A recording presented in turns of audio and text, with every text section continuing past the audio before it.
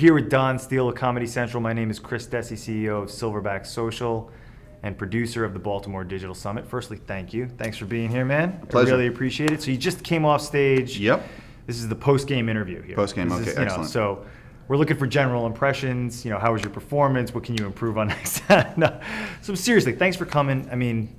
I think Comedy Central, the general zeitgeist and understanding is that you guys are doing some really cutting-edge stuff when it comes to digital.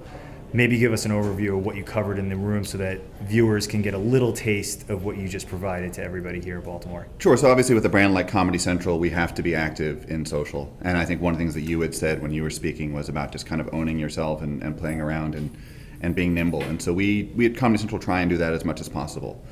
We have to be active on all the platforms. And one of the things we really think about is how do users actually use these platforms and how are we being in a way that is understanding and organic, and I hate to use that word, but it's the behaviors that they're doing. And so how are we acknowledging those behaviors and empowering them and allowing people to do more and being there with them.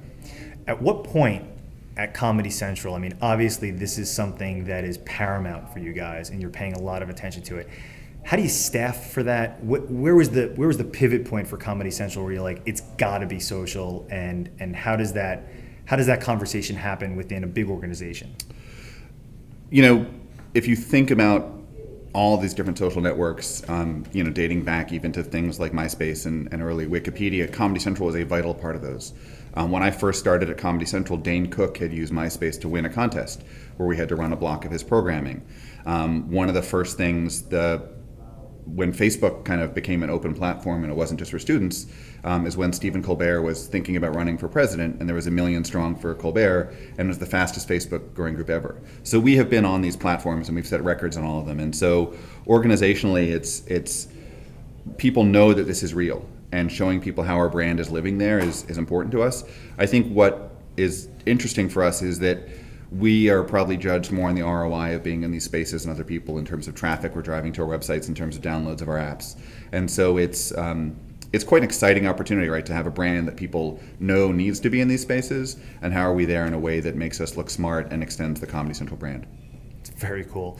So what are some of the neat things that you got? Neat, I just used the word neat, but whatever, that's fine. We're always curious about what's next and what's the next energy that's happening within digital. What are the things that you guys are paying close attention to, maybe dipping your toe in? Are you testing everything, and is that intentional that you're testing everything, or do you tend to focus on certain platforms other than?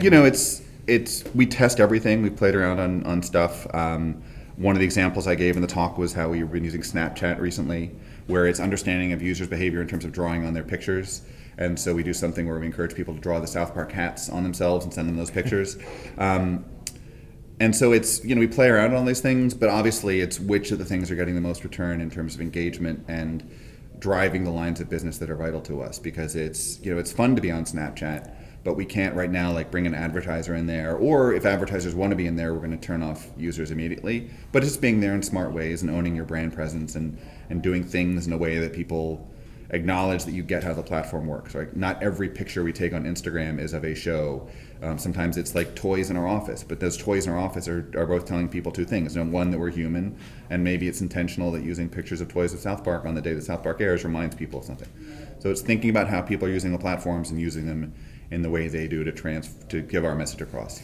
I know you hate the word, but how organic is that, or is it all pretty planned out? Like when it seems off the cuff, is that a well thought out process, or is that sometimes there is that wiggle room to be a little off the cuff and say, just post that picture, that's fine? We have the wiggle room, we have the kind of permission from our executives and to do things like that. Sometimes things are not considered funny or fail or don't get likes or done at the wrong time. Other times it's on things like Twitter and Facebook, when you acknowledge a fan talking about you, it's as powerful as you talking with them about something. So it's that guy who is sitting there on his couch saying, I just wasted 8 hours watching South Park. Like, he's not wasting time in our minds, he's a hero. And so it's how are we providing that kind of, what is the phrase that people use? It's kind of that bit of magic, right? That just that moment of that they get it and we're there with them. Wow, I love it. Don Steele, Comedy Central. Thank you very much for having me. Thanks so much for being here. I really Anytime. appreciate it. A thrill. Thanks.